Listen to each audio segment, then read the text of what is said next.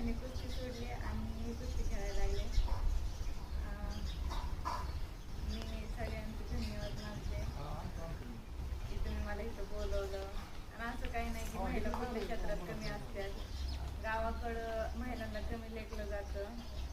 मुलींच्यात तेवढं हे पाहिजे की मी ते करून दाखवल.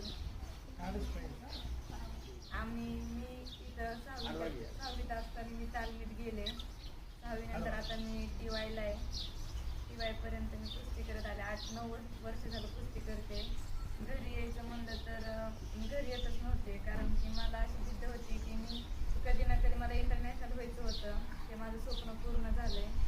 मला भारी वाटतं. पप्पांचं पण स्वप्न तेच होतं की इंटरनॅशनल हे खेळावं. खूप कष्ट करत होते पण मला ते जमतच नव्हतं. शेवटी मी प्रयत्न करून ते यश मिळवलं. मला पण खूप भारी वाटतंय की आपल्या करमाळा तालुक्यात पहिलं इंटरनॅशनल कोणतरी झालं. खूप मस्त वाटतंय. सत्कार होत आहेत. म्हणजे ह्या खेडेगावात आणि असे माझ्यासारखे खूप जण बनावेत अशी माझी इच्छा आहे.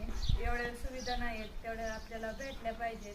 मॅट नाही, आपल्याला सगळं भेटलं पाहिजे, तेव्हाच आपल्या करमाळा तालुक्यातील मुली वगैरे मुलं घडली जातील. थँक्यू.